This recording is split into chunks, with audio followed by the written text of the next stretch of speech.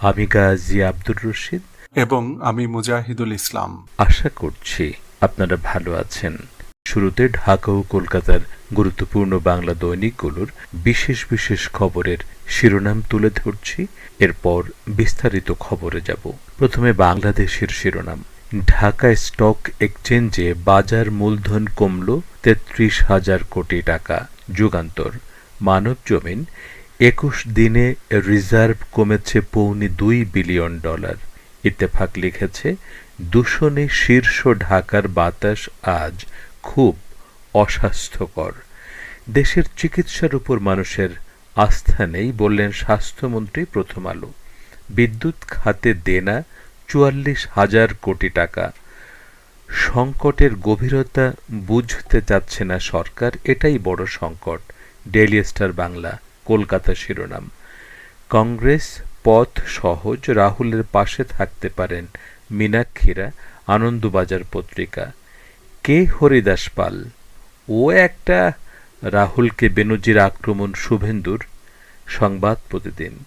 রামের ছবিকে হিন্দু রাষ্ট্রের হাতিয়ার বানাতে চাইছেন মোদি। সংবিধানে আছেন আকবর, অশোক, টিপু সুলতান ও গণশক্তি। আজ বাংলা ছেড়ে বিহারের পথে রাহুলের ভারত জোড়ো ন্যায় যাত্রা আজকাল। শ্রোতা বন্ধুরা, শিরোনামের পর এবার বাংলাদেশের জাতীয় দৈনিকগুলোর গুরুত্বপূর্ণ কয়েকটি খবরের বিস্তারিত তুলে ধরছি। প্রথম আলোর স্বাস্থ্য বিষয়ক একটি খবরের শিরোনাম এরকম, দেশের চিকিৎসার ওপর মানুষের আস্থা নেই বলেছেন স্বাস্থ্যমন্ত্রী। খবরটিতে লেখা হয়েছে, স্বাস্থ্যমন্ত্রী সামন্তলাল সেন গতকাল বলেছেন, দেশের চিকিৎসা ব্যবস্থার উপর মানুষের আস্থা নেই। আস্থাহীনতার কারণে মানুষ বিদেশে চিকিৎসা নিতে যান।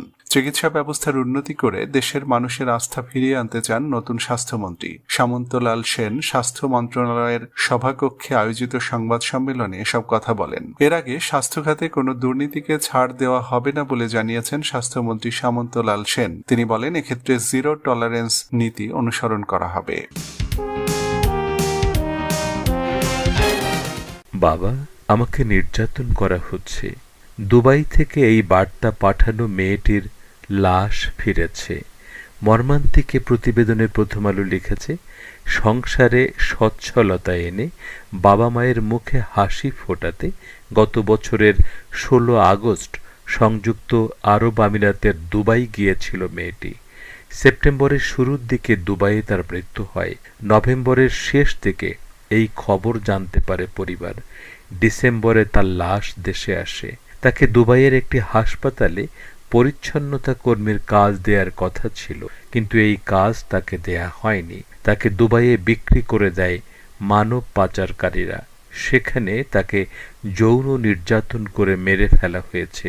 মেয়েটির বাবা বলেন, মানব পাচারকারীরা তাঁর মেয়েকে দুবাই নিয়ে হত্যা করেছেন। মানব পাচারকারী খুনিরা এখন ঘুরে বেড়াচ্ছে, পুলিশ তাদের গ্রেপ্তার করছে না। ডলার সংকটের মধ্যে বিদেশি ঋণ শোধে চাপ আরও বাড়ছে। প্রথম আলোর অর্থনীতি বিষয়ক এই খবরে লেখা হয়েছে, চলমান ডলার সংকটের মধ্যে বিদেশি ঋণ পরিশোধে চাপ বাড়ছে। উন্নয়ন সহযোগী সংস্থা এবং চীন, রাশিয়া সহ বিভিন্ন দেশের কাছ থেকে দ্বিপক্ষীয় ভিত্তিতে নেওয়া কঠিন শর্তের অনেক ঋণের কিস্তি পরিশোধ শুরু হয়েছে। এ কারণে দ্রুত বাড়ছে ঋণ পরিশোধের পরিমাণ, যা আগামী বছরগুলোতে আরও বাড়বে। সরকার 10 বছর আগে বছরে যে পরিমাণ বিদেশি ঋণ ও ঋণের সুদ পরিশোধ করত, এখন পরিশোধ করতে হয়েছে তার দ্বিগুণেরও বেশি। আর যুগান্তর বিষয়ক এক খবরে লিখেছে, ডলারের বিপরীতে টাকার বড় ধরনের অবমূল্যায়ন হয়েছে, টাকার মান কমেছে। ডলারে ঋণ প্রবৃদ্ধির নেতিবাচক প্রভাব পড়েছে অর্থনৈতিক কর্মকাণ্ডে। মানবজমিন লিখেছে, ২১ দিনে রিজার্ভ কমেছে $২ বিলিয়ন। খবরটিতে বলা হয়েছে, দেশে দীর্ঘদিন ধরে চলছে ডলারের সংকট। সংকট উত্তরণে রেমিটেন্স ও রপ্তানি আয় বাড়ছে না। অন্যদিকে আমদানির চাহিদা মেটাতে প্রতিদিন ডলার বিক্রি করছে কেন্দ্রীয় ব্যাংক। ফলে বৈদেশিক মুদ্রা সঞ্চয় বা রিজার্ভ কমছেই। এদিকে ডেইলি স্টার বাংলার খবরে বলা হয়েছে, বিদ্যুৎ খাতে দেনা ৪৪,০০০ কোটি টাকা। সংকটের গভীরতা বুঝতে চাচ্ছে না সরকার, এটাই বড় সংকট।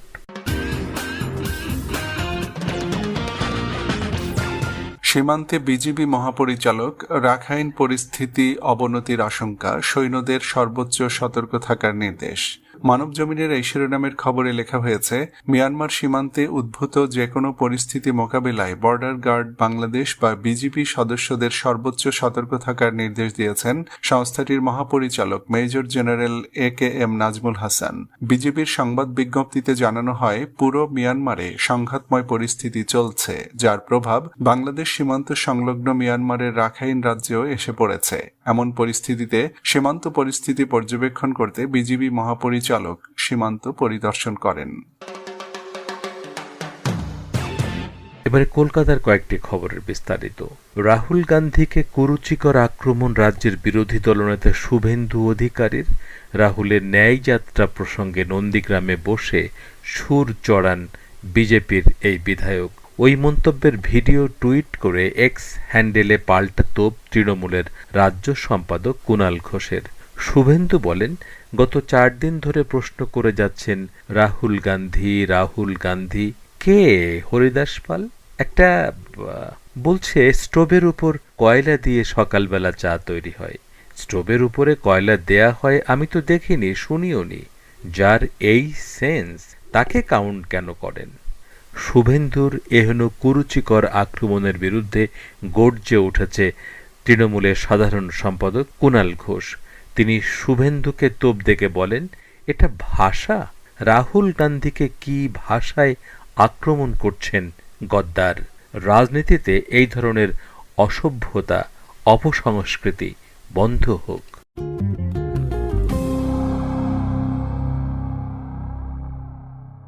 রামের ছবিকে হিন্দু রাষ্ট্রের হাতিয়ার বানাতে চান মোদি? সংবিধানে আছেন আকবর, অশোক, টিপু সুলতানও। গণশক্তি পত্রিকার এই শিরোনামের খবরে লেখা হয়েছে, সংবিধানের অলঙ্করণে রামের ছবি ব্যবহারকে হিন্দু রাষ্ট্র প্রতিষ্ঠার হাতিয়ার বানাতে চান কি মোদি? প্রধানমন্ত্রী মোদির সাম্প্রতিক ভাষণ দেখেই এমন প্রশ্ন উঠছে।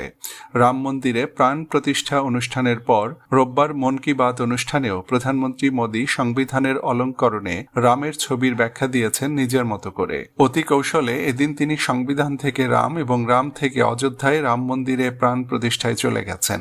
বিশ্লেষকদের মতে, মোদি সংবিধানের মূল দলিলে রামের ছবি থাকাকে ব্যবহার করে সংবিধানের যে মূল ভাবনা তাকে খারিজ করার কাজে ব্যবহার করতে চান।